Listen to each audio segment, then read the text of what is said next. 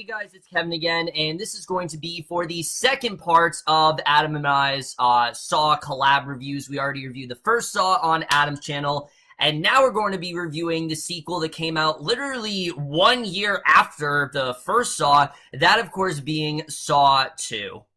And what Saw 2 is essentially about is we kind of focus on two different stories here. First of all, at the end of Saw, of course, it was revealed that John Kramer was Jigsaw, so this film is the FBI apprehending him and trying to interrogate him, trying to figure out, why he would do any of these things. And then the other half of the movie is kind of similar to the first one, except this time it's 6 different strangers who are basically forced to play Jigsaw's mind games, and that's really all I'm going to say. But before I give my portion of the Saw 2 review, my guest Adam Haskell is going to give his thoughts on Saw 2. So Adam, take it away.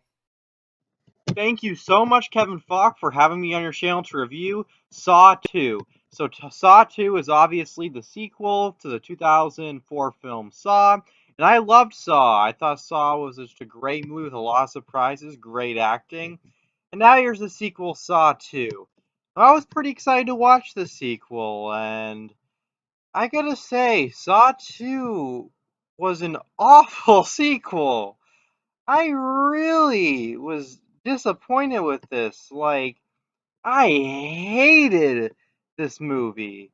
Absolutely hated it. And first off, I'll start with some positives. The score is still good. I still like the score here. Donnie Wahlberg and Tobin both give good performances. I do think they give some good performances. And there were some moments where I was kind of laughing. I don't know if that's really a positive. It was some unintentionally hilarious moments, so I don't know. So yeah, those are some of my positives right there. Now let's get into the negatives. This movie is so obnoxious.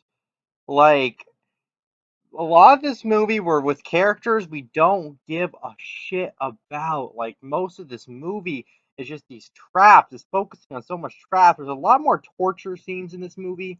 And what I like about the first movie was it actually had a story and characters. I like Saw more when it has a story and characters. I don't like it as much when it's just torture and torture and torture. This film is definitely not the most torture we get in the franchise, but there definitely is more torture here, and I did not care about the traps in this movie. I thought the characters were so obnoxious. The acting, for the most part, besides Donnie Wahlberg and Tobin, was terrible in this movie. Characters make such dumb decisions. The dialogue is atrocious. The characters are just terrible, and I just didn't care if they died in this movie. They just got on my nerve. They were just freaking annoying as all hell. I couldn't stand the characters in this film, and I just didn't care about most stuff that happened in this film. I hated most stuff that happened in this film. The deaths are so dumb. Some of them are laughable, other ones just made me cringe. It's just a very stupid and also just very rushed sequel. The sequel's very rushed as a whole. Oh yeah, another positive, real quick. I forgot to bring this up. The ending to this film was pretty cool. I did like the ending, but there's just so much stupid shit in this movie that I just can't get to the okay level. Saw 2 is a really awful and rushed and just stupid sequel to a film I really respected a lot. And I'm going to give Saw 2 a 1.5 out of 5 or a D+. It is an awful movie with bad performances, stupid characters. There's some cool things in here, like the performances from Donnie Wahlberg and Tobin were cool and stuff. I didn't really care about the scenes they had together, but their performances were really great. And the ending was awesome. I loved the ending to this, but it's not enough to really get this to an okay film. This is a bad sequel, in my opinion. Anyway, Kevin, back to you, man. Thank you, Adam. And now, guys, it's time for my portion of the Saw 2 review. So, Saw 2 in general, I'm not going to lie, guys, I was very wary about this film. As much as I did love the first Saw, I thought it was a very well done film, I thought it was pretty much self-contained. Yes, there was a great twist at the end. Did that mean we need a sequel? I mean, kind of, because there was so much that was so rapidly revealed to us that, yeah, part of me did want a sequel. But at the same time, the first one was so great. The second one had a lot to live up to, and there was no hope in my mind that the second Saw was going to be as good as the first one. There was no way that was going to happen. I certainly knew it wasn't going to be better than the first one. Unfortunately, not only is it not as good as the first one, but it really forgets a lot of what made the first Saw so great. Saw 2, unfortunately, is a film that really is just very confused. It feels like two completely different films that really just don't go together at all, and I'm going to talk about all of that, but first we're going to talk about the cast. Now, once again, just like the first movie, that is something I will give this film. There are actually some very good performances in here. Not as many as the first one, but there still are some really good performances. For me, the standout of this film, without a doubt, is Donnie Wahlberg as Detective Erik Matthews. I really enjoy this character.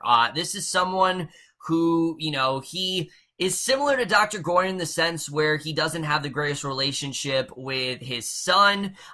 He's got a lot of stuff going on there. He's got a personal reason for going after Jigsaw, but he is determined to find out why would someone do something like this, and why would Jigsaw ever commit these very dastardly, twisted crimes that he ever did. And I really love seeing him get into the mindset, of that character. I thought that was definitely very interesting. He did a very good job here. I definitely really love what Donnie Wahlberg did. You can really just see how determined he is throughout this film, and that's something I definitely really did love here. I thought he definitely did a really good job.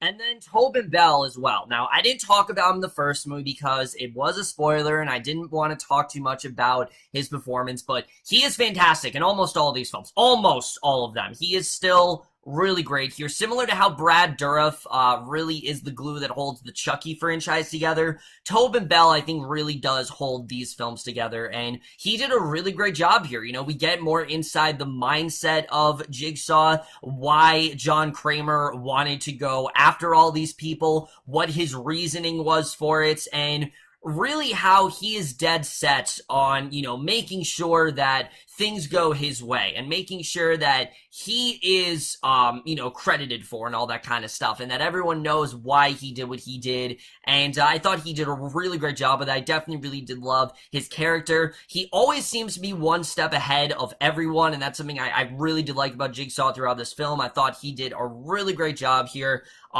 He really does shine in scenes between him and Donnie Wahlberg, and similar to how, Cary Elwes and Leigh Whannell carried the first film, this film is really carried very well by Donnie Wahlberg and Tobin Bell. I thought these two really did a very good job. Their interrogation scenes are easily the highlight of the film for me, and I thought each of them gave really good performances here.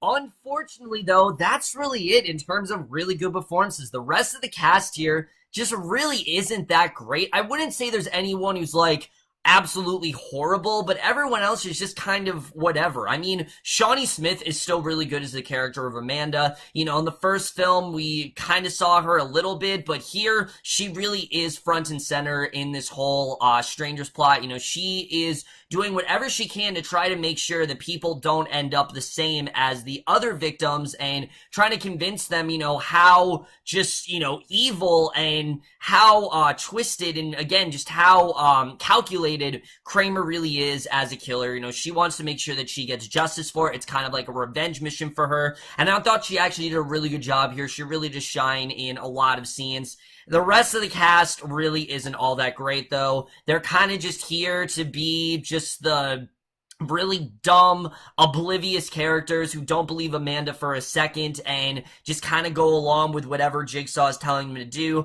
I just didn't really care for many of the characters in this film. There really wasn't one person I'm like, oh, I really like this character. There really wasn't anyone like that, and again, that really does bog this film down for me significantly. So now let's get to the directing and the writing, because right off the bat, that is without a doubt my biggest problem with this film. First of all, the directing. This film, in general, it's so tonally inconsistent because it's trying to be two films and they just don't go together. On one hand, we have essentially sort of like a, sort of like an interrogation film where we're getting into the mindset of this killer, why he would do what he did, more about his backstory, who John Kramer actually is. And on the other hand, we have essentially what's just torture porn. And the two halves just don't really go together here. There's not really that much of a connection, unfortunately. I mean, the film tries to make a connection, but it just really doesn't work. And every time we go back and forth, I felt like I was watching two completely different films. And Darren Lynn Bousman's directing is just very confusing in that regard, and it just really didn't work for me. But the writing here is probably the biggest, the biggest mishap of this entire film, because let me just say, the interrogation scenes I actually really do enjoy. I think there are some really good interrogation scenes here. Like I said, we find out more about Jigsaw in this film, why he went after these people, and his reasoning for it, I thought actually made a lot of sense. I'm like, you know what? That's actually really good reasoning. I can actually see where he is coming from here, why he would go after these people, what he really wants to do. I thought all of that actually did make a lot of sense here, and you can really start to see how there are a lot of things he's not answering. He's very frustrating in that way. There are things that he doesn't want anyone to know, and you also get the sense that he's not done. Like, he is very much playing Donnie Wahlberg throughout the film, and their scenes together are very well done, because again, you don't know if he's being completely truthful with Donnie Wahlberg. You don't know how Donnie Wahlberg, you know, fits into all this, if he himself is being targeted next. I mean, there's a lot of interesting stuff going on here. It's just whenever we come back to the torture things, it just doesn't hold up in comparison, because honestly, I do not give a shit about any of these characters except for Amanda. Amanda's the only character I felt somewhat connected to. All the other characters I just really didn't care about. It didn't make a ton of sense to me. I didn't really understand who these characters were, because at least in the first film, they gave you time to get to know these characters. And as much as I did like Donnie Wahlberg's performance, even he, I didn't really feel like was that full-fledged of a character. The only character I really felt that connected to, you know, Donnie Wahlberg was good. I did feel connected to him, but I only felt that connected to Amanda. That was the only character I felt that was somewhat, you know, fleshed out, because they fleshed her out very well in the first film. Here, as much as I did like Donnie Wahlberg's performance, I just didn't really feel like Detective Erik Matthews was nearly as well fleshed out as the characters in the first film, and it really just deterred the film in every way for me, unfortunately, and it really does suck, because there are a lot of things here, that I do think really could have worked. There are some well done, clever traps in this film, but unfortunately, it's really just the sum of its parts rather than the whole. The whole is not as good as the sum of its parts, and it just didn't really work for me in that way. The cinematography here is, again, very maddening. It's very headache-inducing at points. It's, you know, unlike the first film, though, it doesn't always work. It feels like they're going more into, let's just torture people, and more on, let's actually, like, let's try to creep out some people. This film, unlike the first film where it would cut away from things, this one doesn't. It shows you virtually everything. It doesn't try to hide anything, and I understand that they're trying to do more like torture stuff, and I totally get that, but it just really takes away from the suspense. I mean, there was so much suspense in the first film because we didn't know what Jigsaw was doing, but here, everything is pretty much revealed, and there's really not much more suspense throughout this film. So when events are happening, you're just not really getting that sense, you know, you're not getting that eerie, you know, atmospheric feel that you really got in the first one, and again, it really just didn't work for me. The score here, they don't use the score as much as they did in the first film. You know, there is a score in this film, and I still really like the Saw score. You know, it's the same score throughout all the films, and I do think it is a good score overall. I think it definitely is very well done. I definitely did enjoy the score in this film.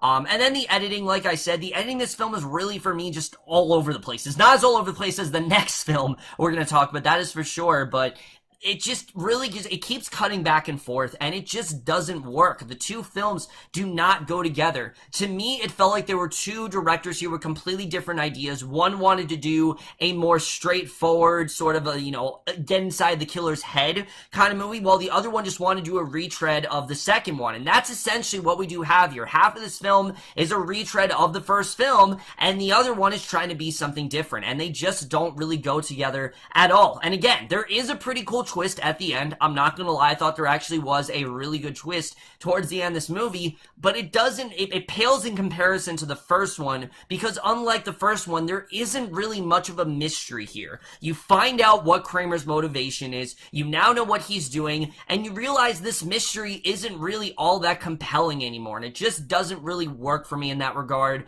I really started to get out of the mystery. Like I said, I didn't really care what was going on in those torture scenes. There isn't really a lot of interesting stuff going on here. There's some cool traps, I suppose, but it just really didn't work for me as well as the film really wanted to. Unfortunately, Saw 2 is really just a very disappointing sequel. There's a lot of things here I think that could have been really great. They could have explored more into Jigsaw's psyche. They could have explored more into Eric Matthews, but unfortunately, these characters are not as interesting as they seem on paper. There are some really good interrogation scenes in the film. There are some scenes I definitely did enjoy, but unfortunately, like I said, it really is just the case of, you know, the whole is not as good as the sum of its parts. That really is the best way to define Saw 2. This kind of is sort of the film's sort of descent into, just, you know, really, it's going downhill very quickly. You can already tell it's already doing that. And unfortunately, as much as I did want to enjoy Saw 2,